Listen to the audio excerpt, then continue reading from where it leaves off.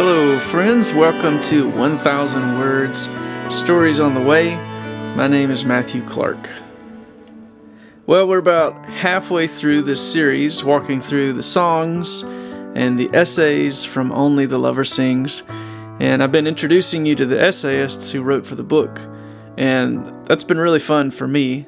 Putting this project together with this group of friends has been such a great experience. Each one of them brings their own flavor to the book and their own beauty. So it's been a sweet gift from the Lord to work with them. But this week, instead of introducing you to another essayist, I want to share from an essay that I wrote for the book. And then the week after that, we'll get back to the guest writers and their readings. The song I chose to write for is called The Heart of Our God. And in a nutshell, it's about the cross, where Jesus dies to address our desperate situation of estrangement from God. I know that it's hard to talk about. I know guilt and shame and sin, and punishment and wrath are awkward at best, and at worst, unmentionable things. Something I personally struggled with was the question of whether the death of Jesus on the cross was something, really necessary to save us. Or is it just more of a gesture? If it's more than just a picture or a loving sentiment, if it's something without which we could not be saved, then it must have a sort of endless applicability. His death has to address everything.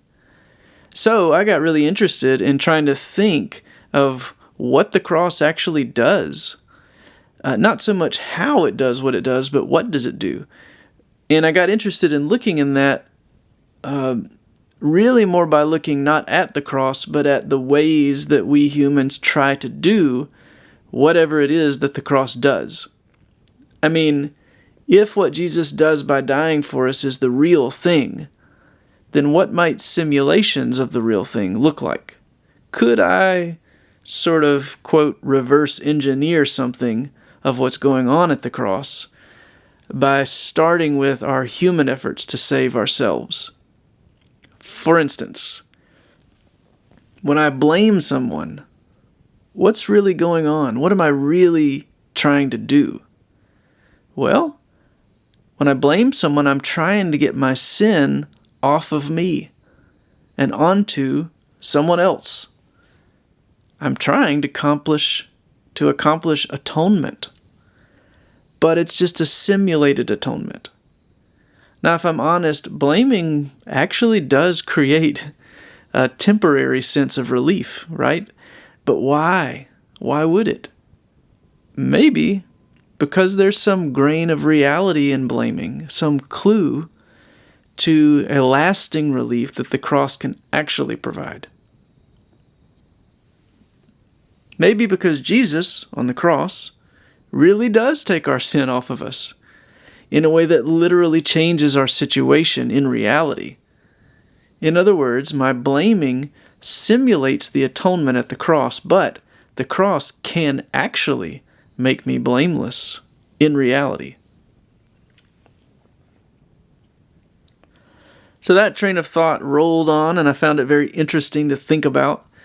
And what began to grow larger and larger was this sense that Jesus had done something massive and comprehensive. His death wasn't just some little abstract or sentimental gesture in the remote past. It touched everything, everywhere.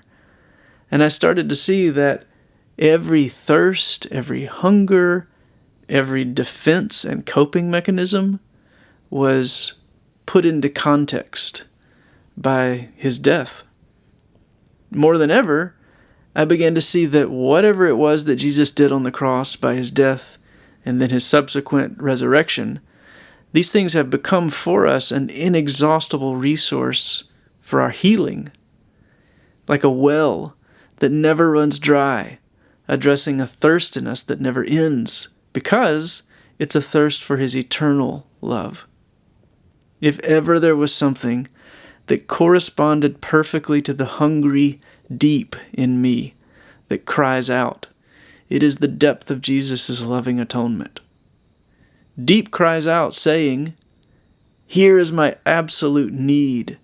And the eternal deeps of God in response cry out at the cross, saying, "And here is my absolute provision, my own body and blood."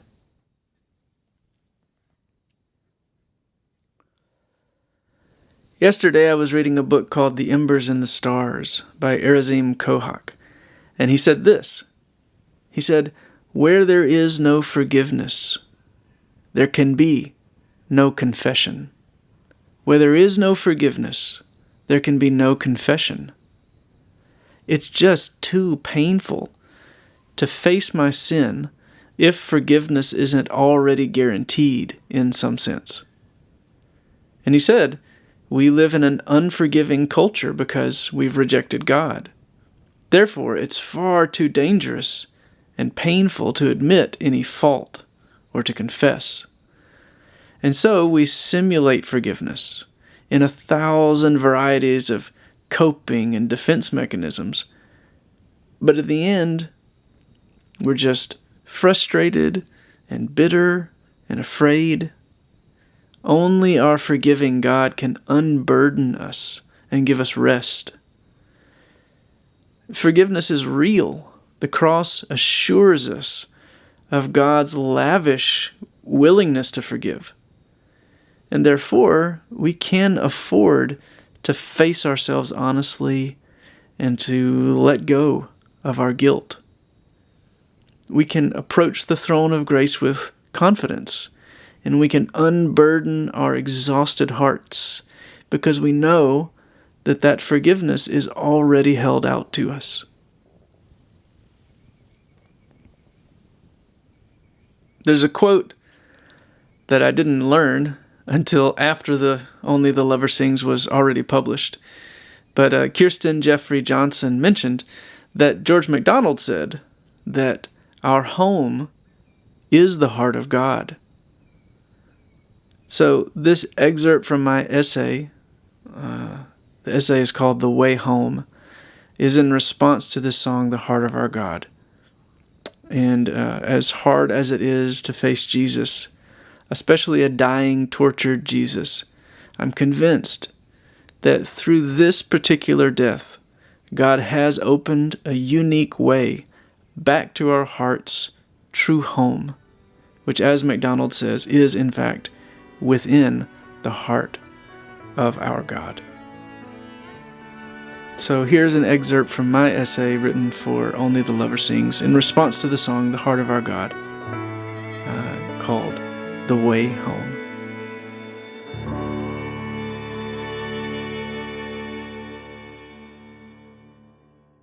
Hebrews says, without the shedding of blood, there is no forgiveness.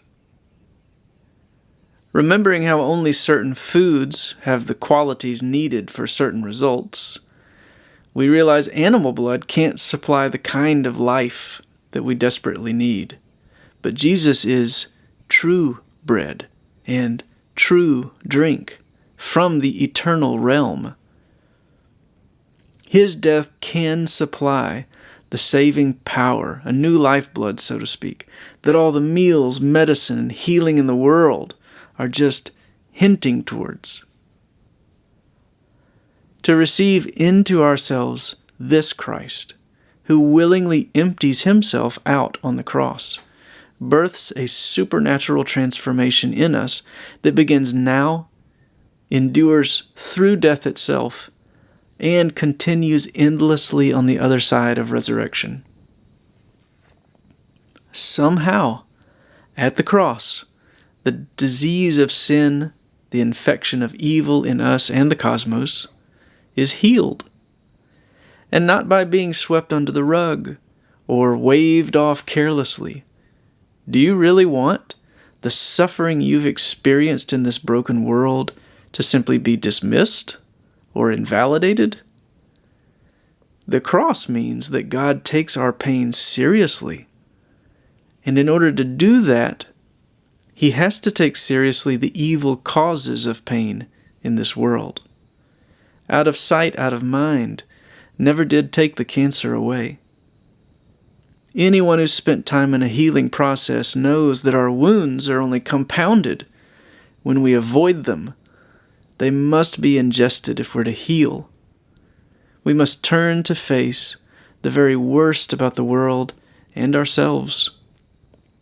At the cross, Jesus refuses to turn his face from us, from sin, from death, from all the wickedness that ever was or will be, and he takes it into himself. He himself bore our sins in his body on the cross so that we might die to sins and live for righteousness. By his wounds you've been healed. The crucifixion of Jesus confronts us with the horrifying reality of both creation and humanity's devastation, and calls us to keep eye contact with it. At the same time, his crucifixion is proof that right in the midst of such a torturous mess is a face, revealing the unfathomable depth of God's commitment to demonstrate his love to us, not once we got our act together, but while we were still sinners. And there is no good explanation other than the fact that this is just how the Lord is, unaccountably graceful, unimaginably beautiful.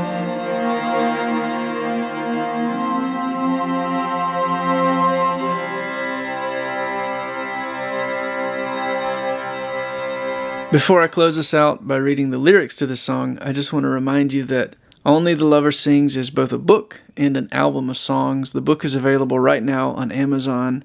The songs are available wherever you stream music online. Go grab a copy and you can dig into these essays. You can read the rest of the essay that I've read from today. You can give the songs a listen.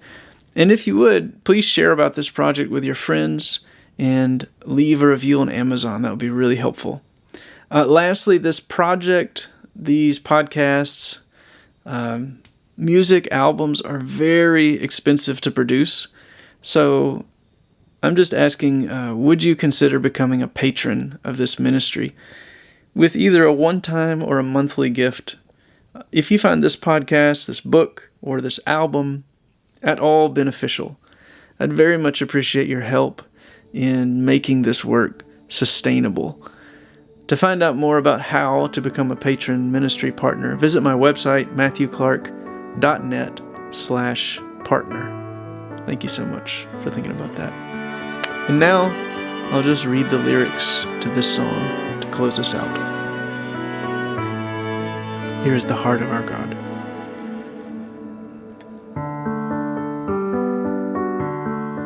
Now I know it's hard to talk about. I know guilt and shame and sin and punishment and wrath are awkward at best, and at worst, unmentionable things. But we can't just pretend like we all are okay, like what's under the rug doesn't haunt us. Out of sight never did take the cancer away, and we could use some good news if we're honest. But it's hard to look up at a man on a cross, hard to feel the full weight of our glory if it means that the good thing we each might have been went this wrong, and now this is our story? That however far from his beauty we fell, that man hanging there is the hard truth of what God had to do to remove the disease of rebellion that killed all his family. Because I swear, you weren't born with these chains on your arms. You were made to dance, free as a song.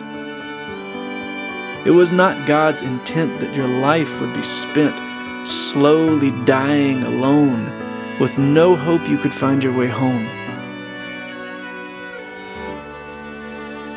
Now, whatever you've heard about love up till now, and whatever they say about God, well, I don't think you'll find a more beautiful thing than a friend who would lay down his life. And I promise, it's worth it to stare down the worst, to face up to a face crucified. If it means we can find an old highway has cleared that leads home to the heart of our God.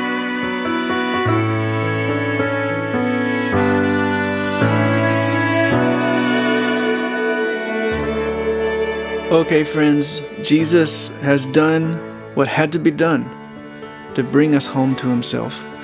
That way is no longer shut off to anyone. Anyone can call on the name of the Lord and be restored to the one relationship that can unwork every species of death that has torn us apart.